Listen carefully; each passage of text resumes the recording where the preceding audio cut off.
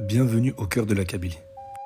Aujourd'hui, nous allons aborder le thème des vêtements, des tenues vestimentaires.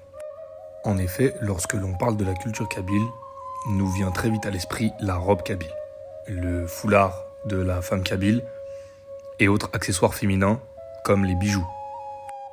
Cependant, aujourd'hui, j'aimerais aborder le thème des tenues vestimentaires masculines chez les Kabyles. Dans cette courte vidéo, sans trop d'explications ni trop de détails, nous tenterons d'exposer, avec des images si cela est possible, ainsi que leurs noms, les vêtements que portaient les anciens Kabyles. Tout d'abord, il faut savoir que le mot vêtement a plusieurs noms en kabyle.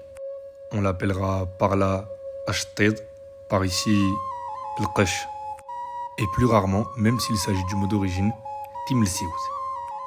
Au pluriel, timlsiwin.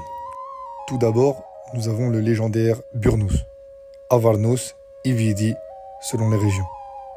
Grande cape à capuche fermée devant, emblématique des Amazirs. Selon les matières ou les couleurs, les noms changent. On aura par exemple le Burnous noir, Achidous, le Burnous marron en poil de chameau, Azurdan, le Burnous en soie, Essousti.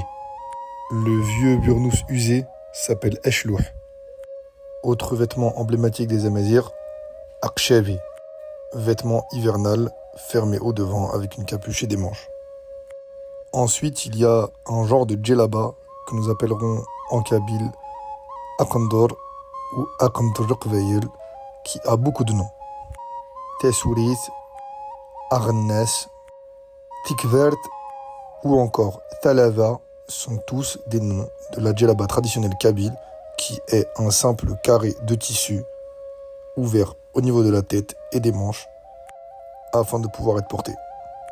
En dessous, il y avait autrefois un genre de pagne que portaient les hommes afin de pouvoir travailler au champ qu'on appelle tarnist. Ancien vêtement aujourd'hui porté par les femmes seulement. Cependant, nous avons toujours Esselwell ou encore Estew. Estew, dont la forme ancienne ressemble plus à un genre de short actuel porté lors des guerres et des batailles.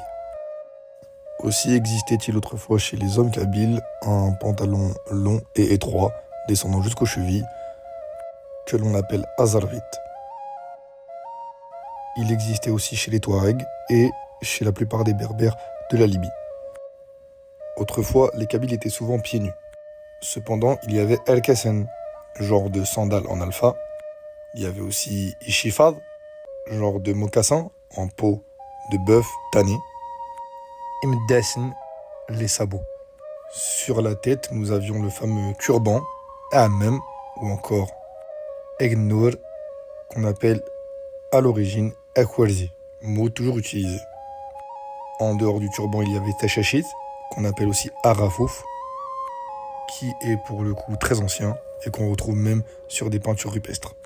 Pour finir, il y avait les ceintures de cuir ou de laine pour le travail des champs, pour la guerre, qu'on appelle Abagous ou Agous. Le baudrier, qui s'appelle lui aussi Abagous ou Tharguat. Il y avait le chapelet, qu'on appelait Asimnennei, les talismans, Tiriyin. Certains vêtements étaient portés que par certaines tribus, d'autres seulement par certaines personnes qui pratiquaient une fonction particulière. Ce sont des détails dans lesquels nous reviendrons dans d'autres vidéos. Sinon, voilà, vous savez à peu près maintenant à quoi ressemblait le style vestimentaire des anciens Kabyles.